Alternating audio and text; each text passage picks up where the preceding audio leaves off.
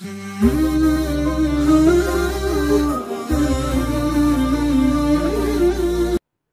ایک فتنہ ایسا ہے، ابھی تو بہت سارے فتنے ہیں جو آنے والے ہیں، مگر ایک فتنہ ایسا ہے،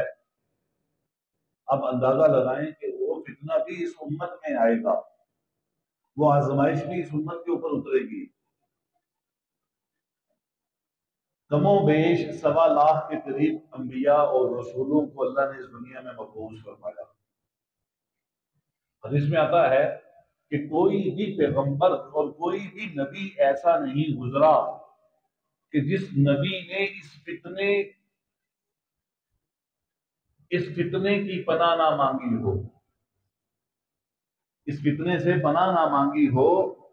کوئی بھی پیغمبر اور کوئی بھی نبی ایسا نہیں گزرا، اور وہ فتنہ ہے دجال کا، کہ جب دجال ظاہر ہوگا تو اپنی طاقت کے ساتھ اس امت کو ایسا گمراہ کرے گا، اور آج کے زمانے میں امت کی گمراہی کو سمجھنا بہت زیادہ آسان ہو چکا ہے، بہت آسان ہو چکا ہے۔ وجہ اس کی یہ ہے کہ ایمان اس قدر کمزور ہو چکے ہیں، جیسے جیسے بظاہر ایک ترقی نظر آ رہی ہے ڈیجیٹل دنیا کے اندر،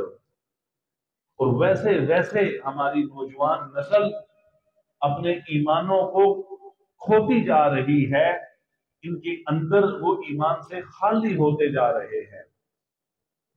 خالی گھر پر تو چور چوری کرتا ہے بلا جھجک، بغیر کسی خوف و خطر کے۔ جس سینے میں، جس دل کے اندر ایمان ہی نہیں ہے، تو اس دل اور اس سینے پر شیطان کا اثر کتنا ہوگا، اس کے حملے کیسے کامیاب ہوں گے۔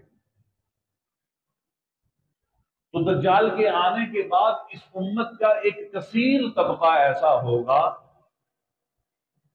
کہ جو اس کی بات پر یقین کر لے گا، وہ بھی اسی امت میں سے ہوں گے، جو اس کی پیروی کرنے والے اور اس کی بات پر ایمان لانے والے کہ اپنے ایمان کو کھو بیٹھیں گے۔ یہ فتنہ ابھی آنا باقی ہے، کہ یہ وہ فتنہ ہے جس سے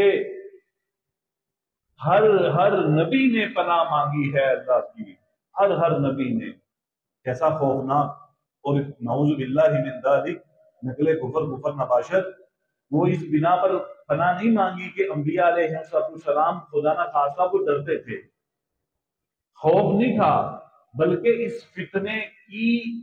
اس فتنے کو امت کے سامنے بڑا پیش کرنے کے لیے کہ تیار رہنا کہ ایک ایسا بڑا عظیم فتنہ آنے والا ہے کہ اس فتنے سے تو ہم بھی پناہ مانگتے ہیں، تو تم تیار رہنا، تمہیں اس کا سامنا کرنا پڑے گا۔ دجال کا زمانہ بھی قریب ہے، زیادہ دور نہیں ہے، ہم نہیں تو ہماری نسل اس کو ضرور دیکھ لے گی۔ جس قدر ہم قرب قیامت کے قریب ہوتے جا رہے ہیں، ہم نہیں تو ہماری نسل اس کو دیکھ لے گی، پالے گی۔